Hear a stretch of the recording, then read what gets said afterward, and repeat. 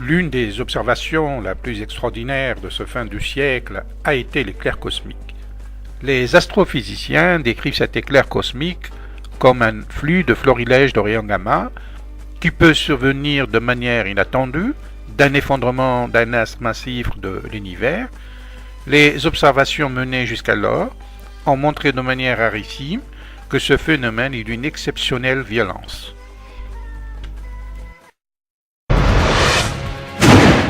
Ce sont des tueuses cosmiques. Elles donnent lieu à des explosions spectaculaires. Elles sont 100 milliards de fois plus lumineuses que le Soleil. Elles émettent une énergie qui correspond à plus d'1 milliard de fois celle que le Soleil produit dans toute son existence. Cette déflagration spectaculaire relâche dans l'univers de grandes quantités de radiation mortelle. Si le phénomène est proche, nous verrons dans le ciel un événement très lumineux, peut-être plus lumineux que Vénus, que toutes les planètes, ou même que la Lune, ou plus lumineux peut-être que le Soleil. Ce sursaut gamma a été l'une des explosions les plus passionnantes à laquelle on ait assisté, parce que sa puissance, que l'on a déduite de la luminosité observée et la distance à laquelle il se produisait, dépassait tout ce que l'on connaissait jusque-là. On peut dire aussi que les particules énergétiques ont été projetées en 2 jets, dont la vitesse équivalait à 99,9999% de celle de la lumière. Les sursauts gamma sont si puissants le long des faisceaux de particules et de radiation que si certains étaient dirigés dans notre direction, ils pourraient détruire toute forme de vie sur la Terre, quand bien même ils prendraient leur origine à des milliers d'années-lumière de notre planète.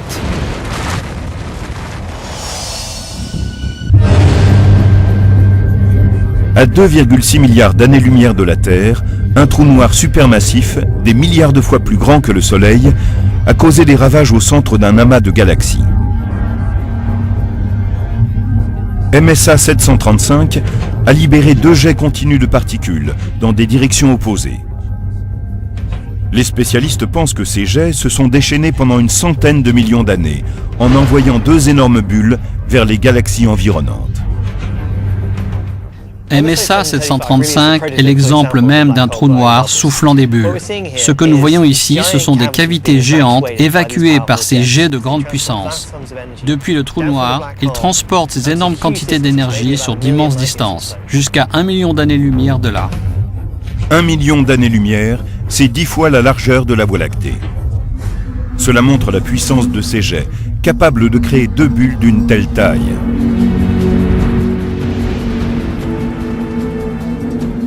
L'énergie totale de ces 2 bulles est stupéfiante. Elle excède de loin tout ce qu'on connaît dans l'univers en termes de concentration d'énergie. Mais il faut se souvenir que cette énergie a été libérée sur plus de 100 millions d'années.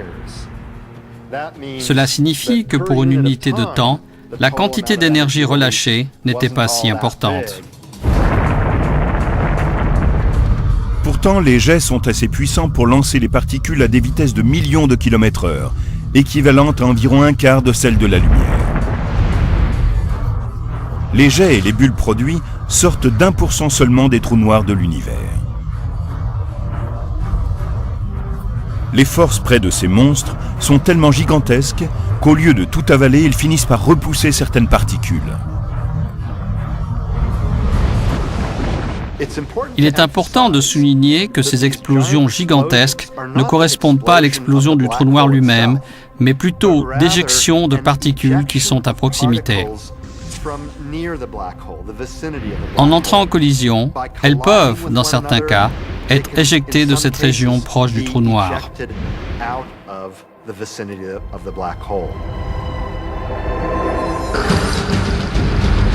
Mais comment cette double explosion peut-elle rester en activité pendant 100 millions d'années? Ce n'est qu'une question de quantité de matière cosmique disponible. Rappelons que celle-ci provient des planètes et des soleils qui sont étirés et déchirés jusqu'à n'être plus que des atomes qui sont attirés vers les trous noirs. Ces jets, dont nous avons vu qu'ils sont en activité depuis une centaine de millions d'années, disposent toujours d'une immense quantité de carburant. Ce processus peut donc durer encore très longtemps, des centaines de millions d'années. Maintenant, imaginez que l'on prenne une partie importante de cette énergie et qu'on la libère en moins de 2 secondes. Selon les spécialistes, les rayons gamma sont plus concentrés que les éruptions de magnétar. C'est un rayon très concentré de radiation, comme un rayon laser. Il sort en étroits faisceaux. Ce faisceau de rayons gamma se déplace plus vite que les particules qui sortent des jets émis par les trous noirs. Les observations montrent que l'énergie émise se déplace à une vitesse très proche de celle de la lumière. 99,9999% de la vitesse de la lumière. Des astrophysiciens novateurs ont émis l'idée que ces événements spectaculaires étaient des explosions d'étoiles entières.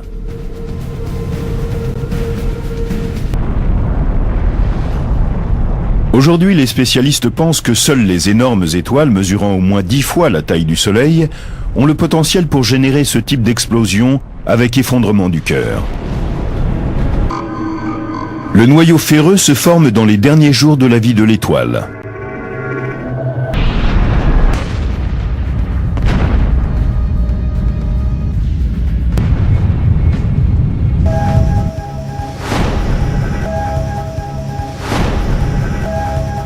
Recensé comme SN 2006 AJ est apparu, le satellite Swift a capturé les rayons gamma qu'elle avait générés. Ce sursaut gamma était très intéressant, en particulier parce qu'il était de très longue durée. En général, c'est un phénomène qui dure très peu de temps, entre une fraction de seconde et quelques secondes. Mais celui-ci a été visible pendant environ 35 minutes. Et 3 jours plus tard, nous avons vu exploser une supernova au même endroit. C'est la solution d'un des grands mystères des sursauts gamma. Nous avons découvert que certains d'entre eux étaient liés à des étoiles en train d'exploser. Aujourd'hui, les astronomes observent des centaines de supernovas et les sursauts gamma mortels qu'elles génèrent. Dans les étendues cosmiques, les spécialistes utilisent ces poteaux indicateurs stellaires pour établir les limites et l'ampleur de l'univers. Ils pensent qu'en continuant à observer les indices laissés par les étoiles massives en train d'exploser, ils pourront apporter des réponses à de nouvelles énigmes. Aujourd'hui, les spécialistes savent qu'un jour prochain, chacun d'entre nous pourrait être le témoin de la force incroyable d'une supernova. Notre galaxie a une largeur de 100 000 années-lumière. Cela veut dire que la lumière d'un millier de supernovas se dirige vers nous. Certaines pourraient même venir de notre Voie lactée. Dans notre galaxie, nous nous attendons à avoir une moyenne de 2 explosions de supernovas par siècle. Le problème, c'est que la dernière supernova que nous ayons vue date d'à peu près 4 siècles. Notre galaxie a pris beaucoup de retard. Si cela surgissait dans notre galaxie, nous serions témoins de la force à la fois la plus destructrice et la plus créatrice de l'univers. Selon la source des astrophysiciens, le rayonnement gamma est constitué de photons comme la lumière visible ou le rayonnement X, mais il est beaucoup plus énergétique. Le flux de photons gamma peut se produire aléatoirement dans toutes les régions du ciel et peut atteindre 1 million de téraélectrovolts. Les sursauts gamma se manifestent par des flashs extrêmement intenses et brefs, quelques dixièmes à quelques dizaines de secondes. Pendant des années, les spécialistes ont cru connaître l'origine des longs sursauts gamma qui durent plus de 2 secondes et peuvent même aller jusqu'à plusieurs minutes. Ils viennent de galaxies qui contiennent des étoiles massives. Quand certaines étoiles massives meurent, elles s'effondrent et explosent en libérant d'incroyables quantités d'énergie, des jets concentrés de rayons gamma. Mais en 2005, des détecteurs ont repéré dans l'espace un puissant sursaut gamma qui n'a duré qu'une fraction de seconde. C'était passionnant. car les sursauts de rayons gamma que nous avions observés auparavant étaient de la catégorie des longs sursauts gamma, issus de galaxies où s'éteignaient des étoiles massives. Ici, on avait quelque chose de différent. Ce sursaut gamma était bref et venait d'une région où il n'y a pas d'étoiles massives.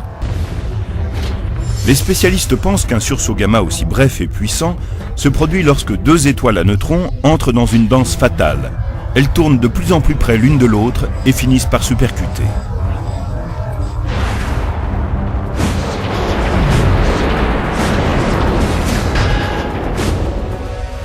On pense que c'est à ce moment-là que se forme un trou noir.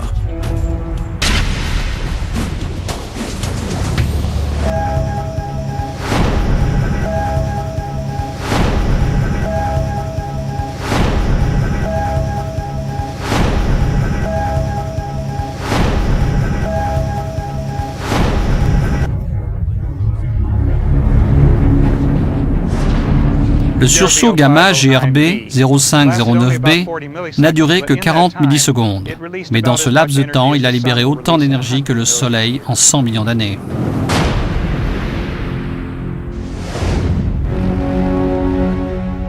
La puissance dégagée par une collision d'étoiles ne peut rivaliser avec la quantité d'énergie libérée quand une étoile explose de l'intérieur.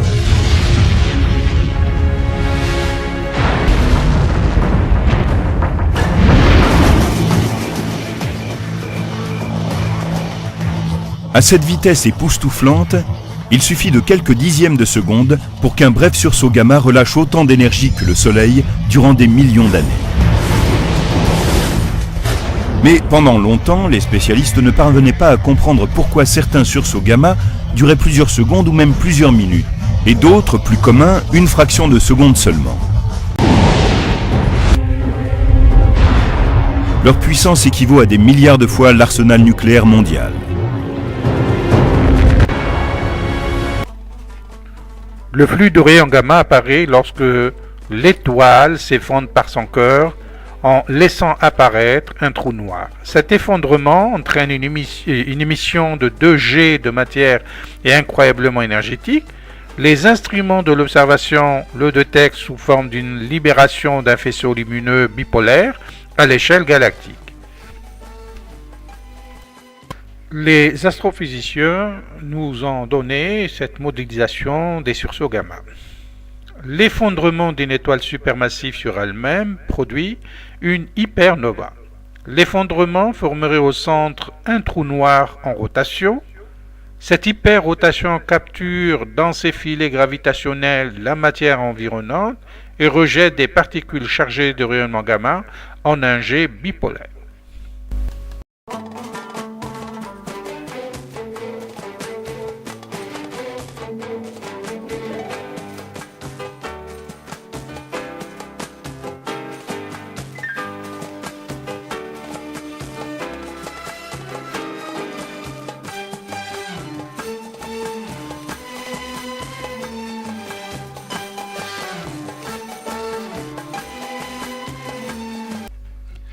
L'éclair cosmique est considéré comme un phénomène des plus violents de l'univers et du fait de sa composante physique dont son rayon gamma, les astrophysiciens le dénomment le sursaut gamma. Il est donc un phénomène physique destructeur. Le rayon provient d'une explosion d'une étoile supermassive. L'effondrement gravitationnel est si profond qu'il en dégage un flux lumineux intense et il est si intense qu'il pulvérise le record des explosions cosmiques. Il serait le plus puissant après le Big Bang. Ce sursaut gamma survient sans crier gare en tout point de l'univers au rythme effarant de fractions de seconde. C'est l'éclair cosmique et en explosant l'effondrement libère une énergie si colossale qu'elle peut déstabiliser tout son environnement cosmique distant à des années-lumière. C'est une explosion thermonucléaire qui se fait précéder d'un flash cosmique. Il est si puissant qu'il résulte épisodiquement d'une explosion de galaxies ou d'étoiles à neutrons en supernova. Ces observations, élucidées par les astrophysiciens, sont remarquables et absolument effarantes. Mais ces informations scientifiques sont pour les exégèses musulmanes quelque peu similaires à ce que dit la révélation religieuse. En effet, le texte sacré consigne dans ses doléances coraniques qu'un éclair cosmique éblouissant gagnerait un jour notre toiture céleste. Il surgira en soubresaut et de manière inattendue, en un laps de seconde ou peut-être moindre d'un clin de paupière. Il aura pour effet désastreux de mettre fin à notre cycle terrestre. Cet éclair cosmique surgissant de notre galaxie ou d'une autre serait si intense qu'il troublera tout le cortège des planètes du système solaire. Cette catastrophe aura pour effet désastreux d'arracher à la Terre son satellite lunaire.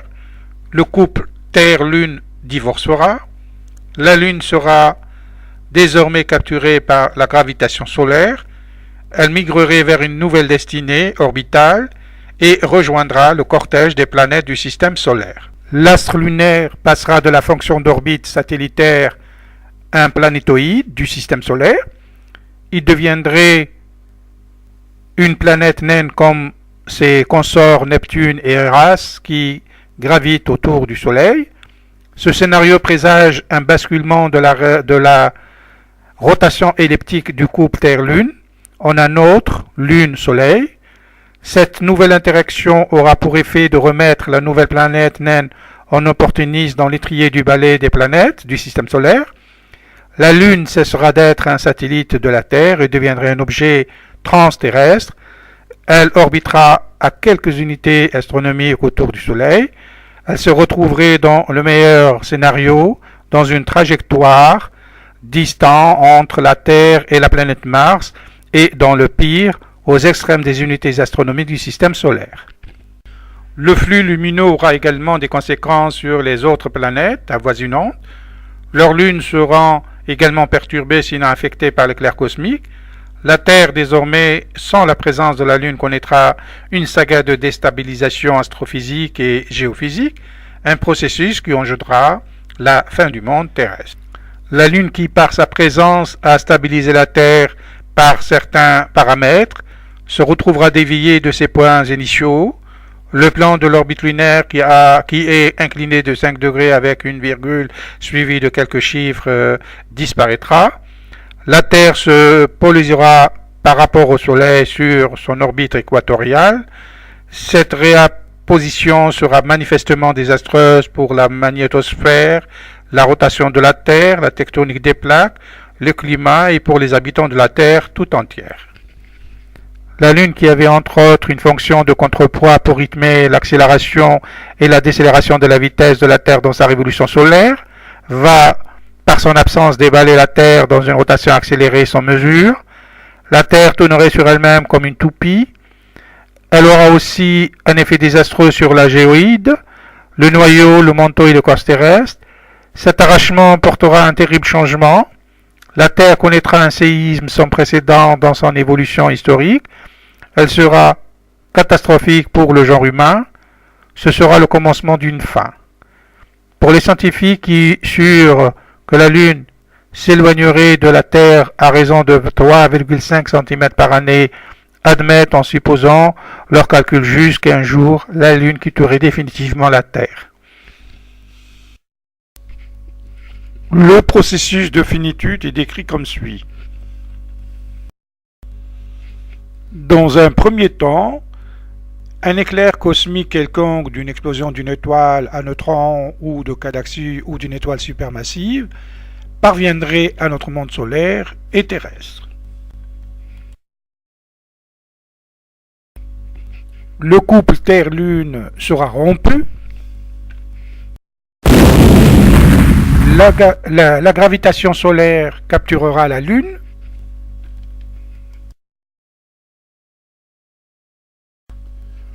Le Soleil, en tant que fervent polygame de planètes, convolera avec la Lune. Dans ce couple polygame, la Lune perdra son statut de satellite lunaire et devient une petite planète gravitant parmi le cortège des balais planétaires. La Terre perdra sa courbure d'axe.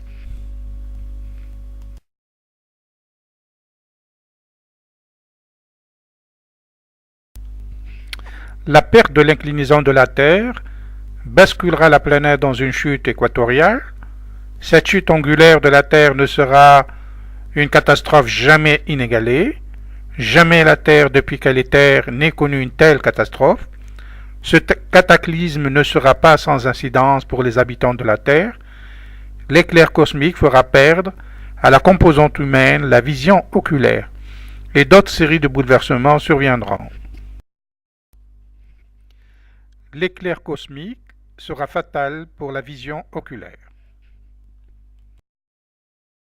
Le fait que le décret coranique paru en 570-632 après Jésus-Christ mentionne qu'un éclair cosmique en devenir sera secondé d'une éclipse solaire et par la même causer une cécité des yeux, cela prouve, sans prendre l'événement en question, que le verset coranique a su établir la relation qui pourrait exister entre les éclipses solaires et les lésions dommageables de la vue.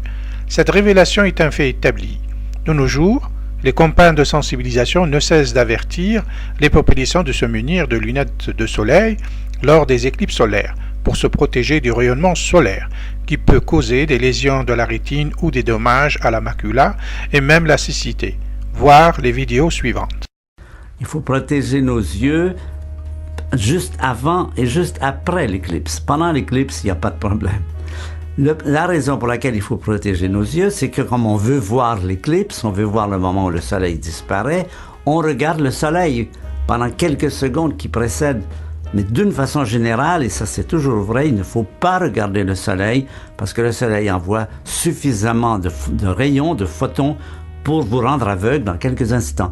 Les gens qui regardent le soleil, il y a des sectes par exemple dans lesquelles les gens regardent le soleil, et bien après quelques minutes, ils brûlent la rétine et c'est terminé.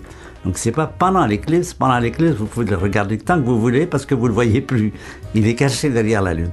Mais c'est que vous avez envie par exemple de le voir ressortir et au moment où il ressort, ben voilà. Le dimanche 3 novembre, donc, le Burkina Faso va vivre un phénomène unique, l'éclipse totale du soleil.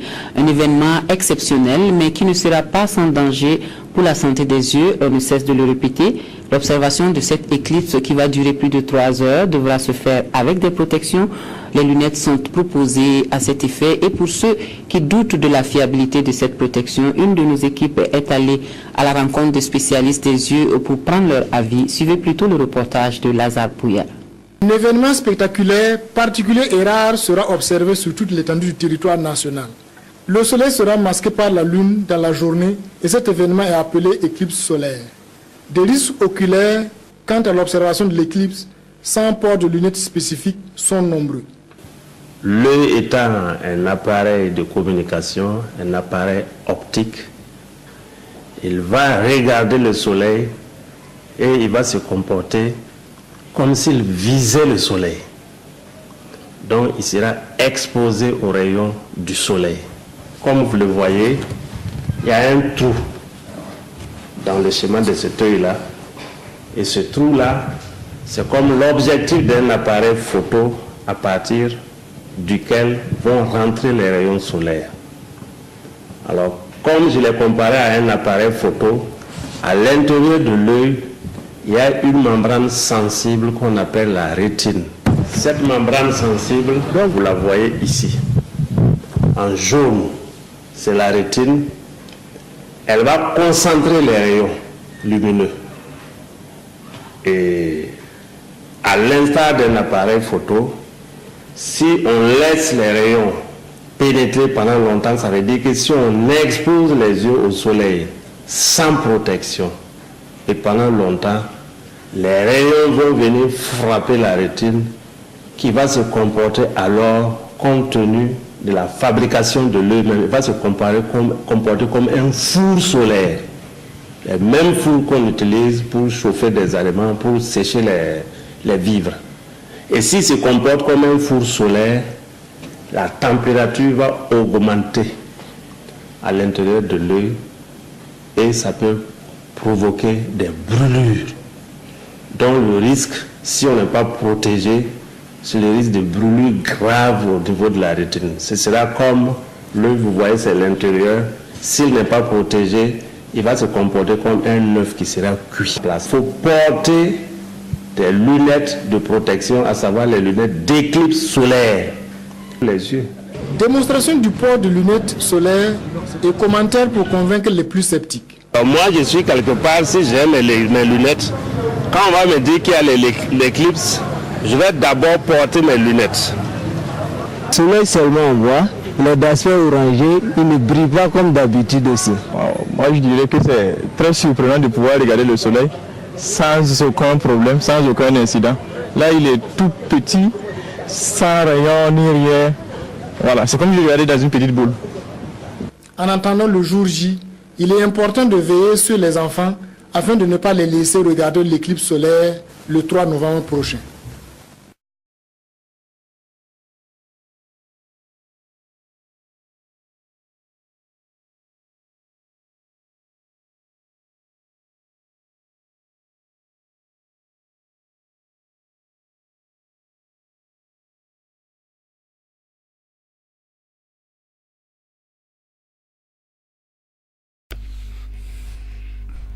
سورة القيامة. بسم الله الرحمن الرحيم. يسأل أيان يوم القيامة فإذا برق البصر وخسف القمر وجمع الشمس والقمر يقول الإنسان يومئذ أين المفر كلا لا وزر إلى ربك يومئذ المستقر. صدق الله. Sourate, le commencement de la fin du monde. Au nom d'Allah, le tout miséricordieux, le très miséricordieux. Il t'interroge sur le jour qui donnera essor à la fin du monde. Elle survient lorsqu'un éclair cosmique surprendra la vue des habitants de la Terre et leur fera perdre la vision oculaire. La Lune se perdra dans une éclipse. Le couple Soleil-Lune sera joint. L'être humain se demandera en ce jour où fuirions-nous, aucun nulle autre destination, hormis l'asile qu'offrirait Dieu. Le verset décrit l'effet qu'aura l'éclair cosmique en surprenant notre monde céleste. Il engendrera 3 événements. Premièrement, la cécité humaine, frappée par l'éclair. En second point, une éclipse sera cataclysmique. Et en troisième lieu, la rupture du couple Terre-Lune. Je vous remercie.